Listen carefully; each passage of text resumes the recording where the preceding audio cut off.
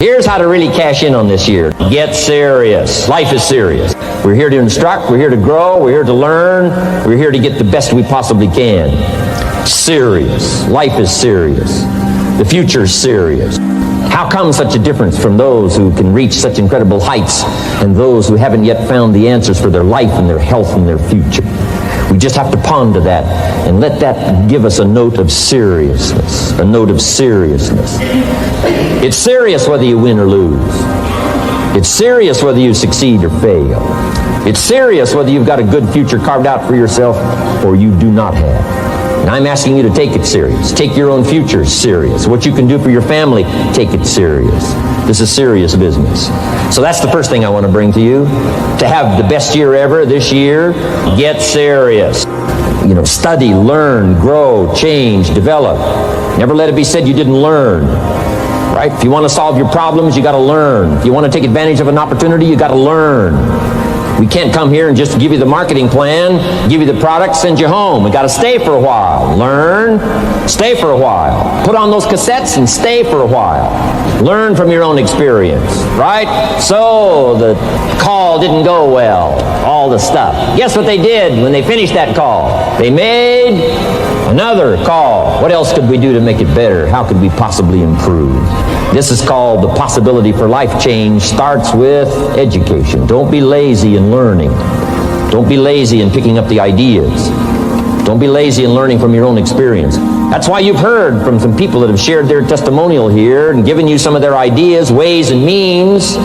Learning is the beginning of wealth. Learning is the beginning of life change.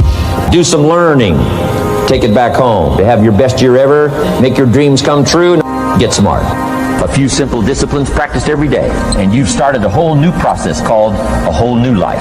And if you keep up that process, not only with your health habits, but with your money habits, and with your communication habits, with your sales habits, and management habits, and every other habit that you've got, if you'll start that process, eliminate the errors, and replace it with disciplines practiced, I'm telling you, you can start this process of life change immediately.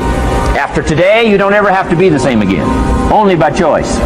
Errors in judgment, disaster. Few simple disciplines, wealth beyond imagination.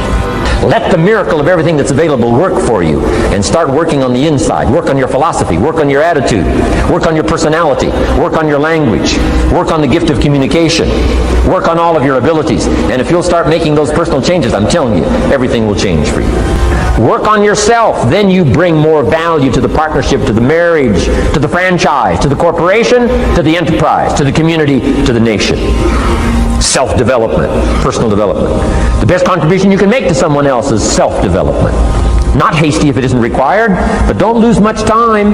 Here's the time to act. When the idea is hot and the emotion is strong. That's the time to act. Don't use the excuses they use. It's called the language of the poor. Switch gears, switch language, switch ideas, switch strategy. Start with the simplest of disciplines. And don't bemean any of these disciplines. The smallest of disciplines starts the process of life change. And if you'll invest in this thing called discipline, you can have whatever you wish. It's called the beginning of a miracle. If you will get better, everything will get better for you. What a clear message that was for me. He said, if you'll change your philosophy, if you'll change your habits, if you'll refine your thinking, if you'll change and accept some new disciplines, if you'll turn the corner where you've been in the past, go for a new life for the future, he said all kinds of remarkable things will happen for you if you will change. Here's what we must learn to do. I didn't go to work to try to change circumstances. I went to work to try to change myself. And I picked up that promise. My teacher shared with me that if I would change, my income would change. If I would change, my bank account would change. If I would change, my future would change. And sure enough, his promise came true for me. You know, the companies were about the same. What they paid was the same. Circumstances around me were the same. You know, my negative relatives were the same. But I was not the same. That's how my life changed. Things started working for me, changing my life all those years ago. We don't have to change what's going on out there. That's the wind that's blowing. All we have to do is change what's going on in here. And now there's several ways to do that. The first subject he called personal development. We must learn from personal experience. Pretty simple. Learn from what happens to you. Take a look back over the last few months. Did you make some mistakes? How could you correct those for the future? Take a look back over the last year. Have you done it right or done it wrong? Let's correct it for the next year. Mr. Shoaff asked me when I first met him, he said, Mr. Rohn, how are you doing? You've been out there now 6 years. And I said, I'm not doing very well. He said, I suggest you not do that anymore. What a simple, swift analysis to my situation. He said, if you keep doing it, the next 6 years will be like the last 6. You don't want that to happen. Let's make the changes. So learn from your personal experience. Second, other people's experiences. That's me, other people. That's your teacher. That's your friends and colleagues. The people you meet that can pass along to you their experiences, what's happened to them, the mistakes they made, how they corrected them, how they changed their health and changed their bank account and changed their income and changed their future. Other people. Now there's two kinds of people to learn from. One is failures. It's too bad failures don't give seminars, right? That would be valuable. Have them tell you how they lost it all and threw it all away, threw their health away and threw their friendships away and things didn't work out well. That would be valuable. But now then we must also learn from positive, people that have done well. They've got the health, and so we ask them, how did you become so healthy? They've got the skills, so we ask them, how did you become this skillful? They've got the income, so we ask them, how did you get here in such a short period of time? So now here's what's important in personal development. In learning from other people, we learn, number one, by observation. We learn what we see. We watch people that are successful in what they do. In sports, we watch their disciplines. In business, we watch their disciplines. Second, we learn by what we hear. Learn by listening. And then listen to the sermon on Sunday morning. Listen to the lectures. Listen to the teacher. Listen to someone who's got something good to say. And then number three is vitally important on personal development, and that is read all the books you can possibly read in your lifetime. Mr. Shoaff got me started on my library. I've got one of the better libraries. And then I started keeping a journal. One of the major things my teacher taught me was to keep a journal. He said, don't trust your memory. If you hear something good, just make a little note and write it down. So I would suggest you do the same. Things that impress you, a poem that impresses you. When you attend a class, some of the ideas that impressed you, jot them down. If you read something in a magazine, right? Some ideas, take those out, put them in your journal. Keep a good journal the rest of your life. This will serve you well. So I want the same thing to happen to you. Value captured that you can resort to later. Go back over it and review it and let it become valuable to you. Work harder on yourself than you do on your job. Develop the skills. Learn the lessons. Take the classes. Absorb all that is being taught to you these days. And then later on, of course, you can sort it out, what's valuable to you and how to refine it for your business and for your life and for your future. But the main thing is to get it and start this process of personal change. Now let's cover the second step, setting goals. We need to take a look into the future. There are 4 things to consider in terms of attitude. One is how you feel about the past. Best advice I can give you on that is treat the past as a school. Let it teach you the mistakes you've made, the things that went wrong, the things that didn't work. Don't use the past as a burden to carry, and don't use the past as a club to beat yourself to death. Past losses, past failures, past mistakes. But let the past be a school. Tough school maybe. We've all been through some tough stuff. So if you feel good about the past, draw from it for experience and let it teach you. Then next is how you feel about the future. We've got to have the future well designed. The future is called the promise.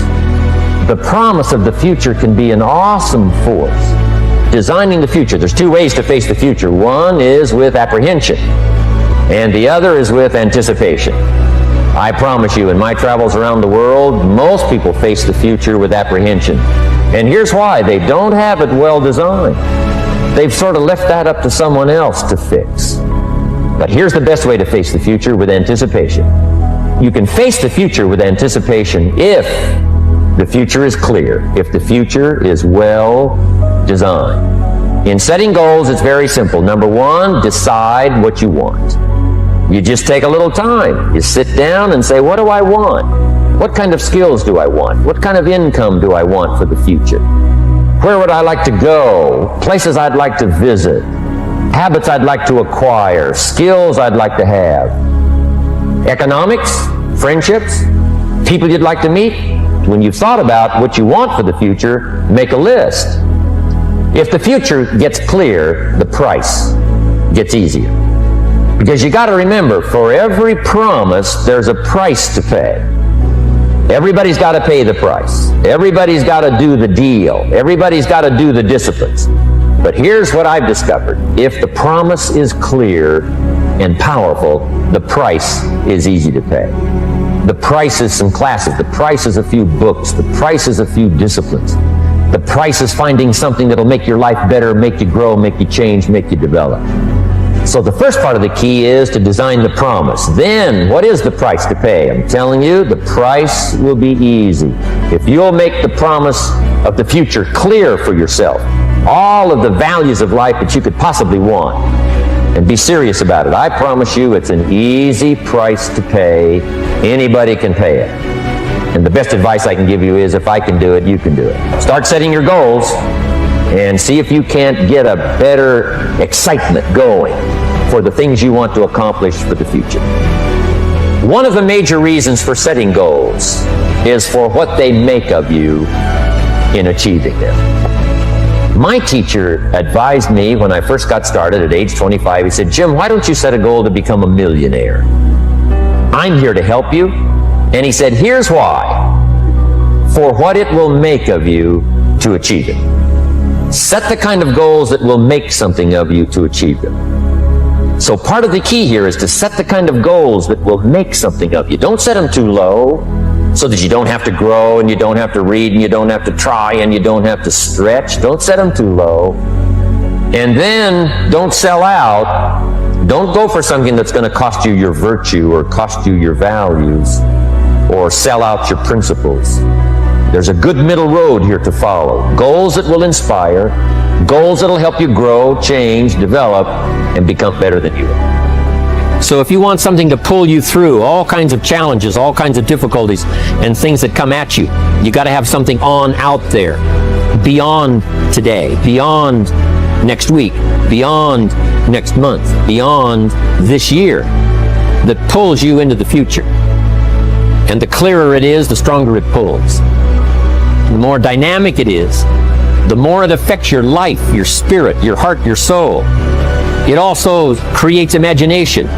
It gets your mind working on how to achieve that purpose. And if your mind will work, and if your heart works, and if your spirit works, and if you have good input, like good ideas, I'm telling you, there isn't anything you can't accomplish.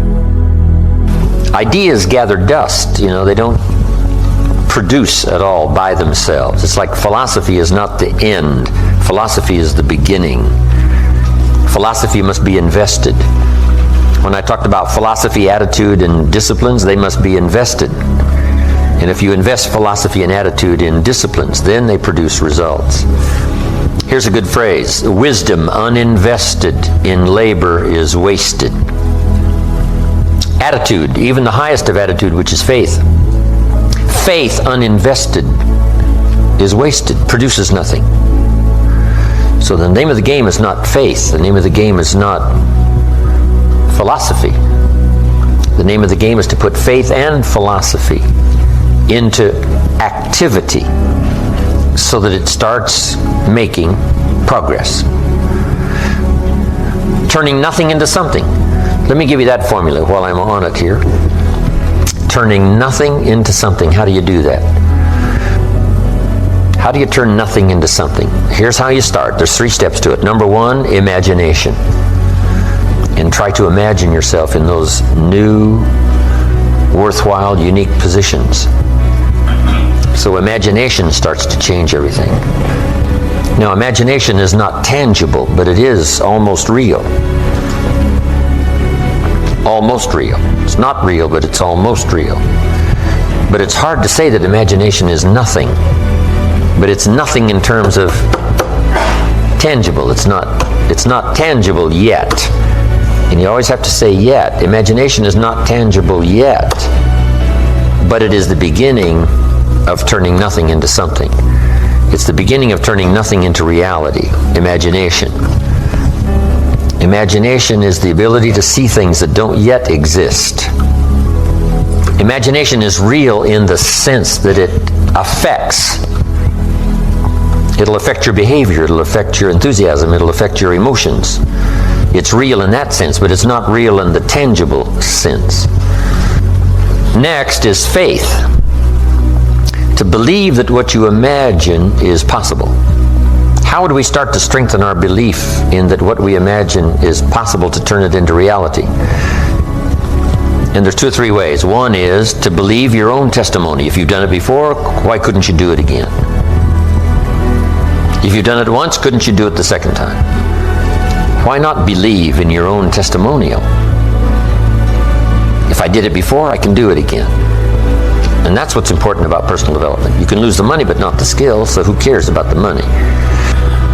It's like sales. A skill is more valuable than a sale. Sometimes a salesperson says, I need a sale. I said, no, you need a skill. Sales are temporary. Skills are permanent. Now we move to faith to believe that what we imagine is possible. So we study our own testimony. If we've done it before, we can do it again. Here's what else we study. Other testimonials of somebody who did it. Somebody that built a hotel said, yes, I started with some plans and finally believed it was possible, and here it is. Say, well, if it's possible for one, it's possible for another. In fact, sometimes when we hear the testimonial, here's how they finish. If I can do it, you can do it. See, that's a classic testimonial that gives us now what we call faith. And one of the ancient wise writers said, faith is generated by what we hear. The vocabulary of what we hear, of the vocabulary of what we read. That generates faith, to believe that it's possible. Now, faith is not reality. You can't say faith is nothing, because it affects. It's like radiation. To us, it's nothing because it can't be seen. Right? You can't see it, but it has an incredible effect. And that's true of faith. Faith can't be seen, right? With the natural eye, it can't be seen, but it has an incredible effect on your attitude, on your behavior, on your disciplines, on your work for the day, and all the rest. Here's what one writer described faith. Faith is a substance of hope. Now, it's not a substance like a brick being a piece of the hotel, but it's almost. It's so close, it's substance. And the writer also said it's so close, it's evidence. Now, not evidence you can see, but tangible evidence that's just as real as all of our human experiences that can't be touched, can't be seen. It's called the unseen magic. Language is the unseen magic. It can't be seen. The words can't be seen as they're transmitted from the speaker to the one who listens, but it can have a profound effect. That means it's more than nothing. Language is more than nothing, but to create something out of nothing, we start with imagination, then we move to faith, which believes it's possible, which is almost real. But now here's what we do with faith and imagination. We deposit it in disciplines and activity. Because faith without the activity serves no useful purpose. Imagination without the activity to translate it into reality serves no purpose. But wisdom and faith deposited in activity creates reality. The reality of a career, the reality of a hotel that wasn't there. Now, here's all you got to do to turn that around. A few simple disciplines practiced every day. A few simple disciplines practiced every day starts to create success. Not at the end of the first day. The first day is the end of a new beginning. Every new discipline affects the rest. Every new discipline makes a difference. That's why action is so important. The smallest action, the least action, the action that you won't think will matter. It all matters. Take it. Because when you start accomplishing and the value starts to return, you'll find inspiration to do the next one and the next one and the next one. But for this whole process to work for us, we must first master the art of discipline, self-discipline, consistent self-discipline. It doesn't really matter how smart you are or how much you know if you don't use it. It doesn't really matter that you graduated magna cum laude if you're stuck in a low-paying job. It doesn't really matter if you attended every seminar that comes to town if you don't apply what you've learned. Better than knowledge is applied knowledge. And once we've applied our knowledge, we must study the results of that process. Apply our knowledge, study the results. Refine our approach. Finally, by trying and observing and refining and trying again, our knowledge will inevitably produce worthy results, admirable results. And with the joy and results of our efforts, we continue to apply, to learn, to observe, to fuel our ambition with the positive reinforcement of continued progress. Pretty soon, we'll find that we're swept into a spiral of achievement, a vertical rise to success. It takes consistent self-discipline to master the art of setting goals, to master the art of time management, to master the art of leadership, to master the art of parenting and relationships. If we don't make consistent self-discipline part of our daily lives, the results we seek will be sporadic and elusive. It takes a consistent effort to truly manage our valuable time, or we'll be consistently frustrated. Our time will be eaten up by others whose demands are stronger than our own. It takes discipline to conquer the nagging voices in our minds, the fear of failure, the fear of success, the fear of poverty, the fear of a broken heart. It takes discipline to keep trying when that nagging voice within us brings up the possibility of failure. It takes discipline to admit our errors and recognize our limitations. The voice of the human ego speaks to all of us. Sometimes the voice of ego says that we should magnify our value beyond our results. It leads us to exaggerate, to not be totally honest. It takes discipline to be totally honest, both with ourselves and with others.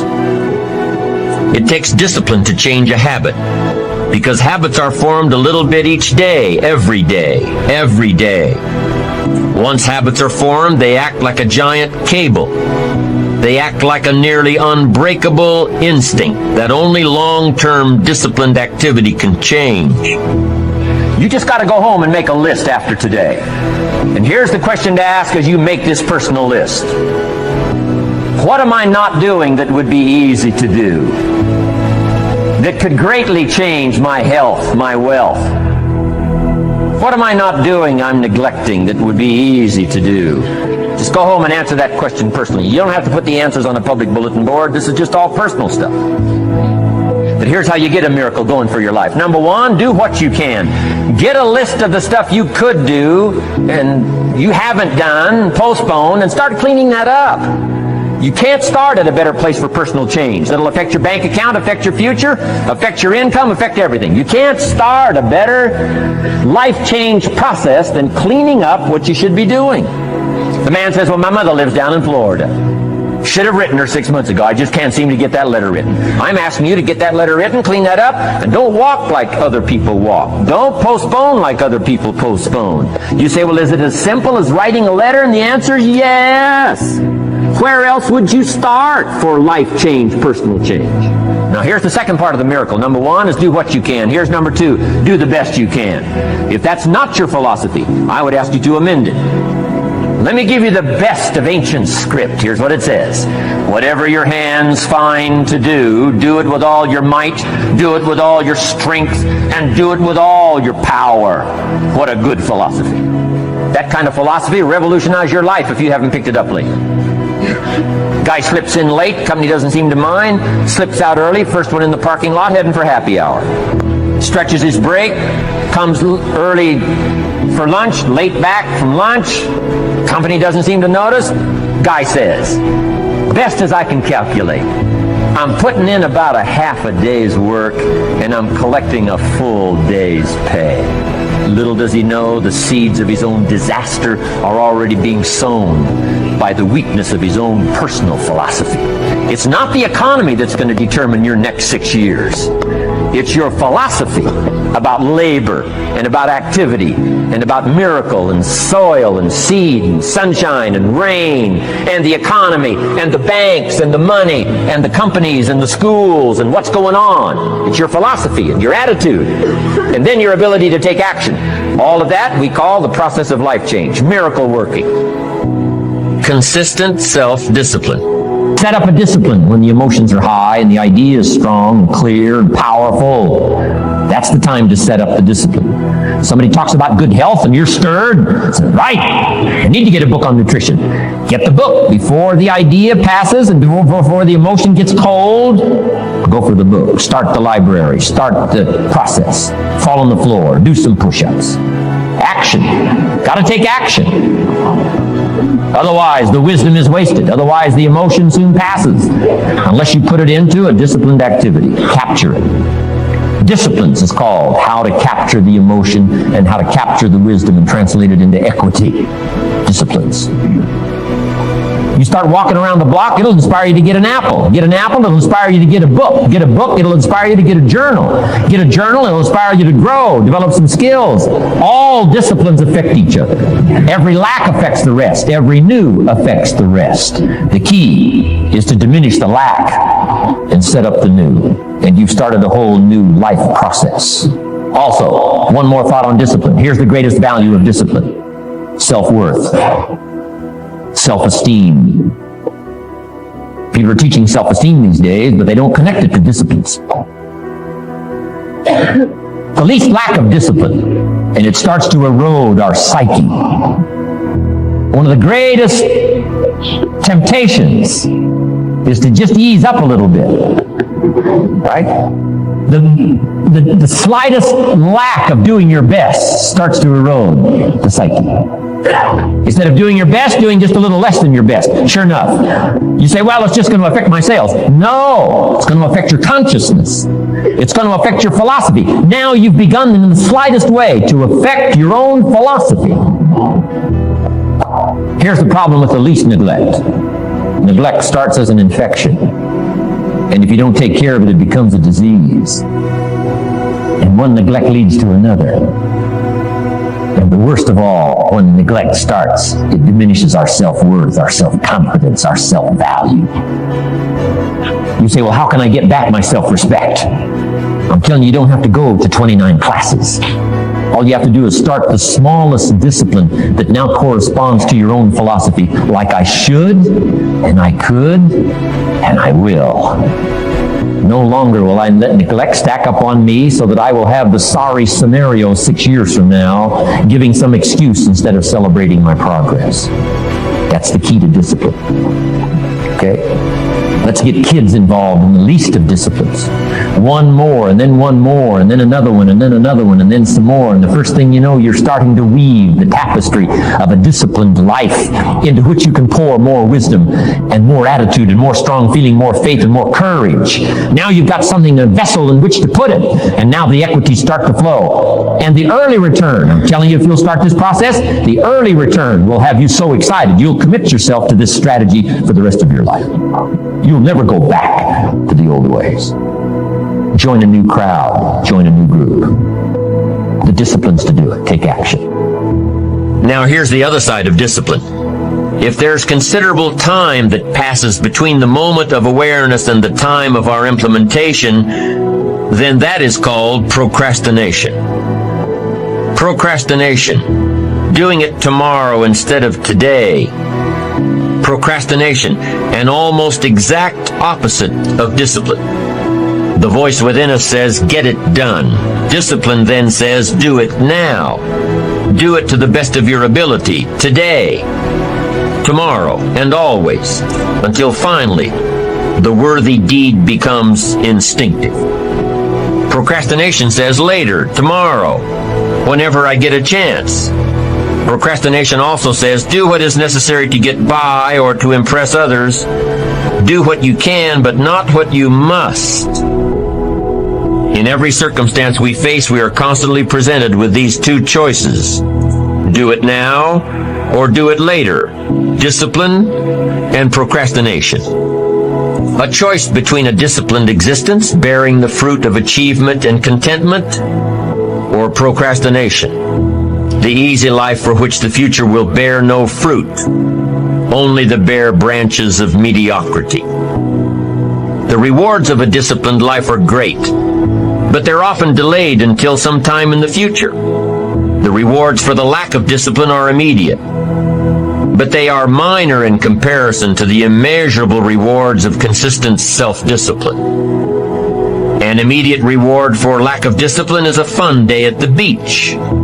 A future reward of discipline is owning the beach. For most, we choose today's pleasure rather than tomorrow's fortune. So how can you get rid of the easy distractions? How can you keep your mind on what you're trying to do? How can you keep an attitude of doing it all and doing it now? How can you make the choice of discipline over procrastination? How can you stay focused on your ambitions? How can you avoid conversations at the water cooler? You can keep your focus on your work. You can get it done today instead of tomorrow.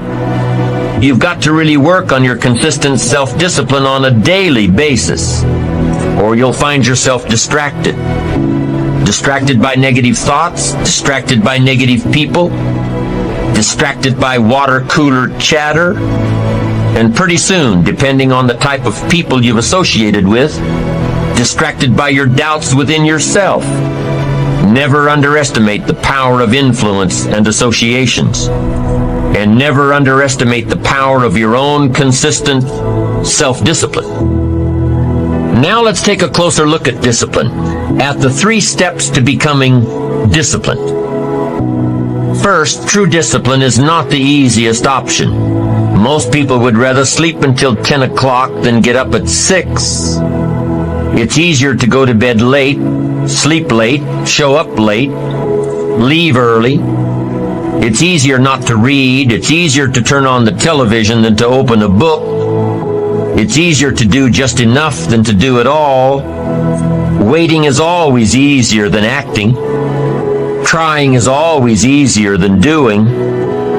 Imagine what life would be like if we didn't have to make our bed in the morning, or keep our garage clean, or pay our taxes, or show up for work tomorrow. Wouldn't it be fascinating if we didn't have to do these things? Wouldn't it be fascinating? What do you suppose would become of us? You're right. Not much. For whatever the reason, the system we live in and contribute to is designed to make the easiest things in life the most unprofitable. Profitable seems to be the most difficult. Our world is and always will be a constant battle between the life of ease and its momentary rewards and a life of discipline and its far more significant rewards. Each has its own price, the price of discipline or the price of regret. The second lesson of discipline is that it's a full-time activity. And we've said that the best form of discipline is consistent self-discipline. You see, the discipline that it takes to make your bed every day is the same discipline necessary for success in the world of business. The discipline to organize your garage is the same discipline to organize your business. All disciplines carry through to affect all parts of our lives. If we're disciplined in just one area and lazy in another, guess what? Pretty soon, the lazy side will creep in and destroy the disciplined side. The bad habits in one area of our life will eventually destroy our self-discipline in the areas we've been working on. Consistency cannot be inconsistent. Discipline is the mind being trained to control our lives. Discipline is a set of standards which we've selected as a personal code of conduct. Discipline is imposing on ourselves the requirements for honoring these standards. Once we've adopted these standards of behavior and conduct, we're committed to honor them. And if we don't, then there can be no disciplined activity. Here's the third step to becoming consistently self-disciplined. Number one is realizing that discipline isn't the easiest option. Number two, discipline is a full-time activity, day by day, every day. And the third step to becoming self-disciplined is really a philosophy that holds one of life's unique promises. Number three simply says, for every disciplined effort, there is a multiple reward. That's one of life's great arrangements. Life is full of laws that both govern and explain behaviors. But this may well be the major law we need to understand. For every disciplined effort, a multiple reward. For every disciplined effort, a multiple reward. What a concept. If you render unique service, your reward will be multiplied.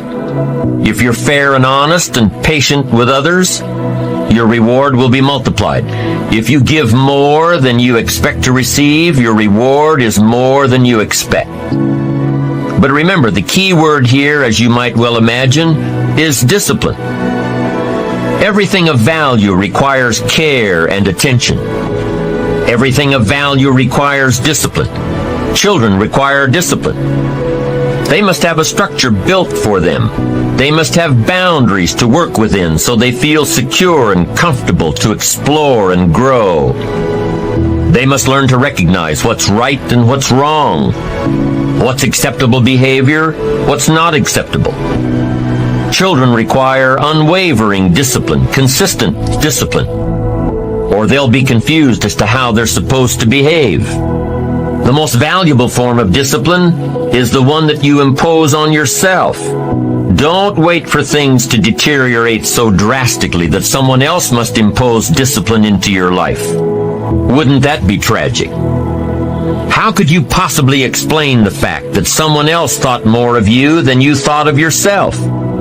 That they forced you to get up early and get out into the marketplace when you would have been content to let success go to someone else who cared more about themselves. Your life, my life, the life of each one of us is going to serve as either a warning or an example. In the end, it is your own discipline that acts as the magic catalyst to give substance and depth to your ambition, to achieve your own plans and dreams, to have what you want to have, and to become what you want to become. Your consistent self-discipline is the magic catalyst. Humans also need words. Words nourish the mind. Words give life. Words create insight. Because there's more than one way to see. If we see with our eyes, we call that sight. But there's another way to see called insight. That's why we come, gather for a couple of days, attend the classes, go to the training, read the books, do all the stuff, is to develop more insight, letting our mind be nourished to think, ponder, and wonder, and conceive ideas, projects, purpose, give structure to something for the future, whether it's better health or better career, better future. Next, the mind needs to be exercised. And we talked a bit about that earlier. Exercise by debate. Exercise by reading both sides of the debate, both sides of the question. Major life issues, major political issues. Don't leave yourself out of the great debate. One, the mind needs to be nourished by ideas. Second, it needs to be refined and stimulated and exercised by debate. We need both sides of the human drama represented. The reason why the Bible is such a classic book in studying all kinds of stories is because the Bible is full of stories on both sides, the evil side and the good side. The Bible said, Old Testament said, this king came to power and he was a good king and he ruled for 18 years. And then it says the next king came to power and he was a bad king and he put up idols. He became the bad king. So it reads good king, bad king, showing both sides of the human spectrum and drama. Some stories that we read in the Bible of people to admire, others are people to despise. In your library, you need a book on Gandhi and you need a book on Hitler. One book to show you how noble someone's aspirations can be, and the other book to show you how despicable and how evil someone's goals can be. Both sides we study, good and evil, one we love and one we hate. We study illness, we study health. Someone says, well, you can't study the negative things. You have to study the negative things. You have to give voice to and mind to and time to both sides of the issue so that you can strengthen your side of the argument. Then our personal philosophy needs to be developed so we can see the opportunities on the other side so we can maximize those. And for the balance of your life, that's going to be the twin challenge in developing ideas and philosophy and strengthening all of it so that you can avoid the dangers, maximize the opportunities. Because the dangers never go away. The dangers to our ship of state called the country. The danger to the enterprise, the danger to the corporation. Dangers always lurk, both inside and out. Dangers lurk on the inside of our own mind. The battle of the mind is significant for us every day, what to think, what not to think. My mentor, Mr. Shove, said, stand guard at the door of your mind. And you decide what enters. You decide what to fill up your mind with, because it becomes the material with which you build your future. So, engaging the mind to make rational decisions about life. Beware of the thief on the street that's after your purse. But also beware of the thief in your mind that's after your promise. The thief in your mind that says you're too short, you're too tall, you've never done it before. What makes you think you can do it now? It's not going to work for you. Someone else could find the book, you'll never find the book. If you found the book, you wouldn't read it. If you did read it, you wouldn't understand it. That's stuff that goes on in our mind. So jot down this key phrase. It's one of the best for the day. Whatever you do, don't become a victim of yourself.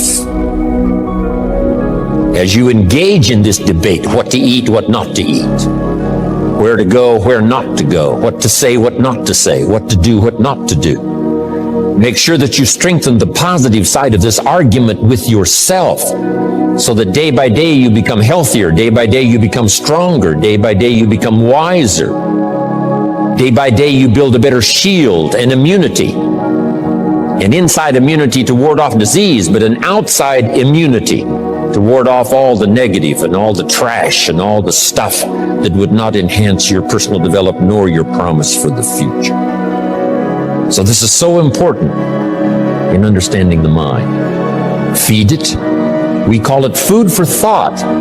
That's what a big share of this whole seminar is all about these 3 days, is providing food to think about, thoughts to think about, and then ideas to debate. And it's not necessarily what's right or what's wrong, but what's better, what's best. This is okay, but this would be better. With this, yes, you can manage, but with this, you can flourish. With this, you can exist. With this, you can live a fantastic life. So, exercising the mind. Now, to develop the mind, you need a good library. Let me give you 3 parts to your library. Number 1 is your visual library. Zig and I and others have put things on video so you can see it. We ask you to come here today and see what's going on. So part of it comes by visual. Come and see. And then if it's on video, you can see it again and again and again. Key phrase, repetition is the mother of learning. Repetition is where if we hear it again, we see something we didn't see when we heard it the first time. We see something different that we didn't see the first time. Next is your listening library. Zig Ziglar's right. Turn your car into a mobile classroom. You can have a university education in a fairly short period of time just using the traveling time to listen. Key phrase is to listen to voices of value. Discriminate in your listening time. Listening to someone of reputation, someone who has good ideas, someone that's been recommended that has some value. Don't waste your time listening to things that don't count much. Hey, there's some things that are not worth spending the time. You know, they create more poison than they do benefit. So be careful. If somebody says to me, these eggs are rotten, I'm not going to make an omelet and try it. I'm going to take their word for it. So feed the mind, exercise the mind, and build your library. Make this note: you cannot live on mental candy. Just like you can't feed your children ice cream all the time and hope that they will be healthy. So you cannot live on mental candy. Someone says, well, I just read the positive stuff. That's not enough. And the reason is because you need to know both sides of the issue. So start your library like I did, age 25. I mentioned in another seminar, haven't read everything in my library, but I feel smarter just walking in it, right? And smart enough to buy it. Now I got to be smart enough to read it all. Then I got to be smart enough to sort through and decide what's valuable. So make that the next part now. In part of personal development for the mind, you got to sort through what you read, what you see, and what you hear, and decide which of all of that is valuable for you to try and do and master. This is where being a student comes in. Not a follower, but a student. You read one book on good health and it says, do what this book says, you'll live forever. You read the next book on health and nutrition and it says, if you do what that first book says, you'll die young. So someone says to me, Mr. Rohn, which of these books should I follow? Jot this down. Neither one. Don't be a follower. Read both books and make up your own mind. Here's what's important in the final analysis. One of the best phrases for the day, make sure what you finally do is the product of your own conclusion. Make sure what you finally do is the product of your own conclusion. Meaning you don't just follow, but you listen to both sides of the argument. You listen to the controversy. You try to master the points on both sides or three sides or whatever. Then you start charting your own course. It doesn't say you'll make always the right decision on what course to take or what to do. You can refine as you go. But make sure that what you do is the product of your own conclusions. Conclusions from the debate. Conclusion from what makes the best sense to you to try. Now, jot this down. Also give yourself a chance to change. Some things I held on to that I thought this was it. I'm telling you, after a while I gave it up, found out it wasn't it. So give yourself a chance to change. Refine your philosophy. Refine your direction. If you give yourself a chance to do that, here's what will happen down the road a ways. A new door will open that you haven't discovered before. Give yourself a chance to change, reevaluate. So let your library be a testimonial of your dedicated interest in accelerated personal development, that you will read whatever you have to read, you will hear whatever you must hear, and you will watch and see whatever you must see in order to make your life refined and worthwhile and achieve all of your purposes. It takes a lot of effort to learn. It takes a lot of effort to grow. It takes a lot of effort to decide and debate. But jot this down. It's all worth the price. Now, it's also very important intellectually to know whether or not you're headed this way or this way. And once you decide, 10 years from now, I think that the gathering of my intellectual and personal and spiritual and moral and economic treasure may not be that great. The key is to start right now making these changes to walk this new road. But here's what's exciting to me. Just a few daily disciplines makes a great deal of difference in 1 year, 3 years, 5 years. Just a few daily disciplines. And that's what I'd like to talk about in this series, just these few daily disciplines that make the difference, whether you wind up here or here. Good question. 10 years from now, you will surely arrive. The question is, where? We don't want to kid ourselves about where. We don't want to kid ourselves about the road we're walking. I had a day shortly after I met Mr. Schoaf called Do Not Kid Myself Anymore Day. I don't want to go disillusioned anymore. You know, I was using the cross-finger theory back when I was 25, 24, 23. I finally decided that the cross-finger theory was not going to get me what I wanted. That isn't where the treasure lies. That I'm going to have to make sure which of these ways I'm headed. But a few reading disciplines and a few disciplines of mind and a few disciplines of activity, and you can make all the difference in the world whether you wind up here or whether you wind up here. But just a few changes.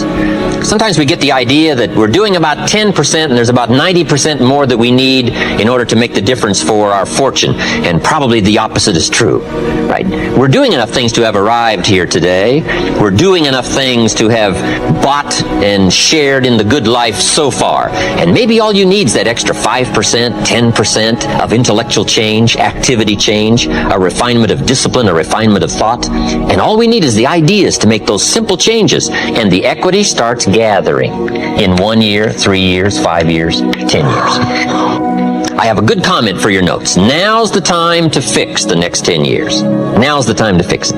Now, sometimes you have to come to grips with reality and with truth. That's what was good for me when I met Mr. Schoaf. I was 25 years old. He was 44 years old. And he brought me a wealth of experience, and he started asking me the tough questions. Big question. He said, are you reading the books that's going to take you where you want to go in the next 5 years?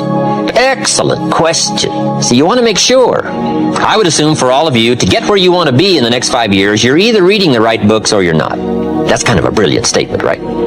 You're either engaged in the disciplines or you're not. But here's what we don't want to engage in. Disillusion, right?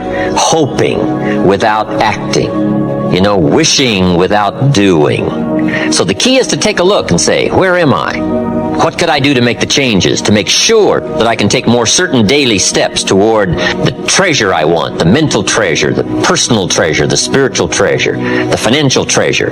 I don't want to make any errors. Now's the time to adjust my daily program to take me where I want to go. A good note for you to take. We could all use a little coaching. When you're playing the game, it's sometimes hard to see it all. And if you just take a breather, take a little time out. That's what we're doing here in this lecture series. Take a little time out, listen to someone's experiences, which is what I want to share with you, my experiences, my ideas, and see if it might cause for you a little moment of correction so that you can make some changes that'll add up to some extra worth in the next 1 year, 3 years, 5 years. So, ideas, I hope you'll find here during this series.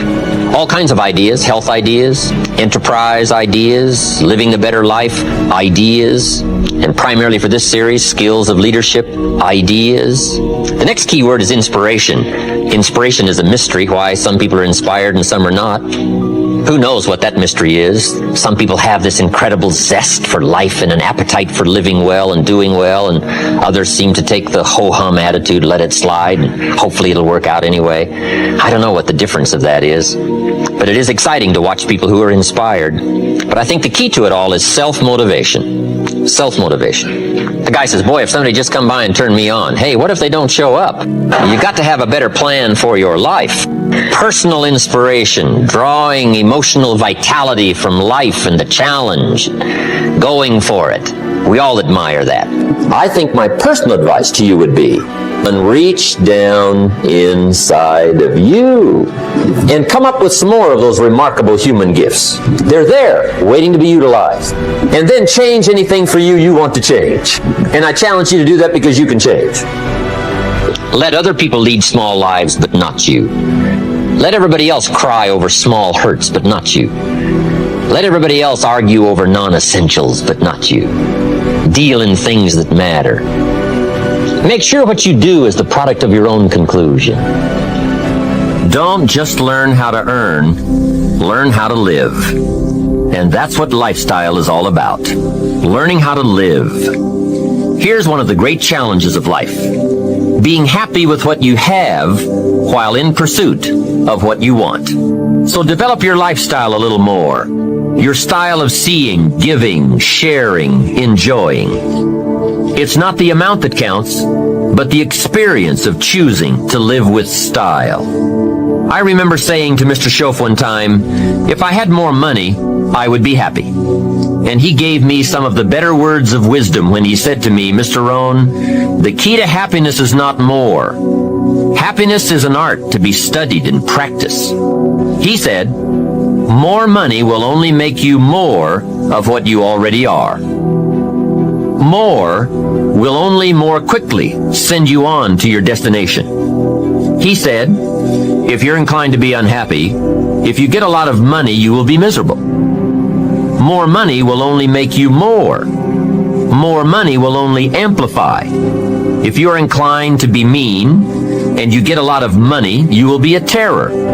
If you are inclined to drink a little too much, when you get a lot of money, you can now become a drunk. So style is not more. Style is an art, a genius, a design. Lifestyle is reserved for those who are willing to study and practice the higher arts of life. Lifestyle is culture, music, dance, art, sculpture, literature, plays, concerts. Lifestyle is a taste of the fine, the better, the best. Mortimer Adler, the philosopher, says, if we don't go for the higher tastes, we will settle for the lower ones. So develop an appreciation for the fine. That is a worthy purpose. Developing an appetite for the unique things in life. Study the art and reach for the best. To have the best in the time we have available to us, that is the quest. Remember, it's not the amount, it's the imagination. Be somebody. That's a good challenge. Be somebody. Be somebody wise. Be somebody strong. Strength is attractive. Be somebody kind. Now consider this. Some people have plenty of beautiful things filling their days, but they get little happiness from them. Some people have money, but they have trouble finding joy in their lives. Imagine a father wads up a $5 bill and throws it at his son, saying, "Here, if you need the darn stuff that bad, take it." Same money, poor style. And remember, it's not the amount that counts. It's the style that counts. Mr. Shoaff taught me lifestyle in those early days, starting with small amounts. He said, imagine that you're getting your shoes shined, and the shoe shine boy has done a fabulous job. You have one of the world's all-time great shines. So you pay him for the shine. Now you consider from the change in your hand what kind of tip to give him. And the question pops into your mind, shall I give him 1 quarter or 2 quarters for my neat shine? Mr. Shoaff said, if 2 amounts for a tip ever come to your mind, always go for the higher amount. He said, become a 2-quarter person. I said, what difference would that make, 1 quarter or 2 quarters? He said, all the difference in the world. If you said, well, I'll just give him 1 quarter, that will affect you for the rest of the day. You will start feeling bad. Sure enough, in the middle of the day, you will look down at your great shoe shine and say, I've got to be cheap. 1 lousy quarter. That will affect you. However, if you go for 2 quarters, Shoaff said you can't believe the feeling you can buy for another quarter. That's lifestyle. Becoming a 2-quarter person and learning to get joy from the greater person you are becoming. Just 2 modest examples of how easy it is to put style in your life. Make sure you don't miss out. Don't miss anything you can enjoy. Be sure you live your life in style. Now let me give you a neat part of life. The pull is in the opposite direction, and it always is. Here's what success is. Success is learning to move in the opposite direction of the normal negative pull.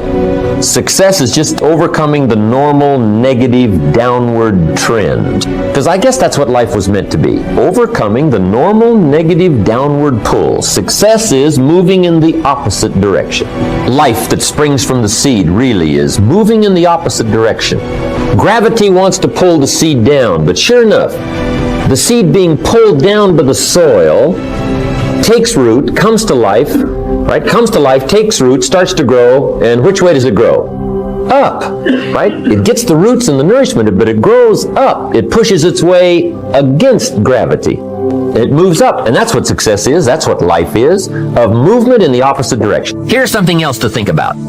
Did you ever hear where the expression tip came from? As in tipping the waiter or waitress in a restaurant. Mr. Shoaff taught me that it began as a symbol for the phrase, to ensure promptness. Now, Shoaff said, if a tip is to ensure promptness, when should you give it? Answer, up front. See, I didn't know that. I said, no, you have lunch, and if you get good service, you leave a good tip. If you get lousy service, no tip. And he said to me, no, Mr. Rohn. Sophisticated people don't take a chance on good service.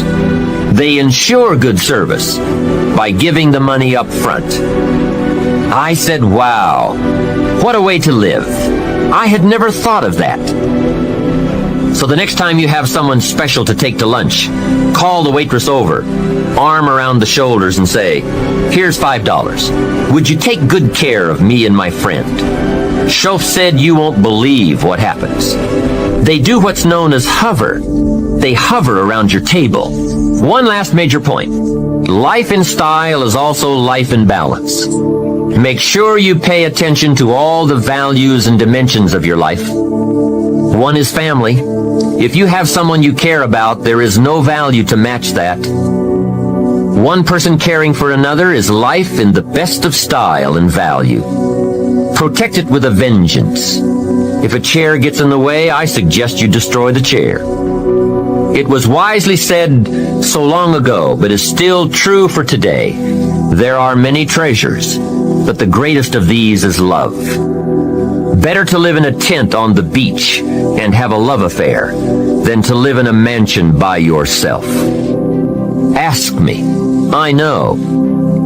Family must be cultivated like an enterprise, like a garden. Time and effort and imagination, creativity and genius must be summoned constantly to keep it flourishing and growing. Next is friendship. A priceless value, friendship. Friends are those incredible people who know all about you and still like you. Friends are those people who are coming in when everyone else is leaving. And, as someone once suggested, be sure to make the kind of friends on your way up who will take you in on your way down. Life is a bit of both up and down, but with true friends, friends who care regardless of your circumstances, the ups are more automatic and the downs less devastating. I do have one very special friend, though.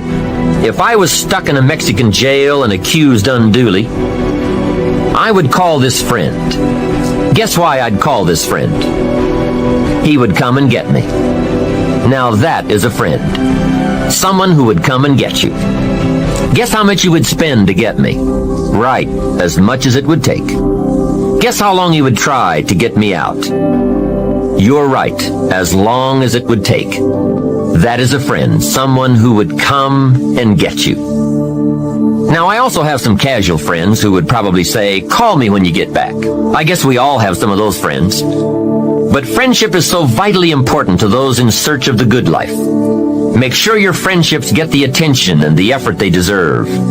Properly nourished, they will give back to you that priceless treasure of both pleasure and satisfaction called the good life. And remember, the good life is not an amount. The good life is an attitude, an act, an idea, a discovery, a search. The good life comes from lifestyle that is fully developed, regardless of your bank account, so that it provides you with a constant sense of joy in living and fuels the fires of commitment to all of the disciplines and fundamentals that make life worthwhile.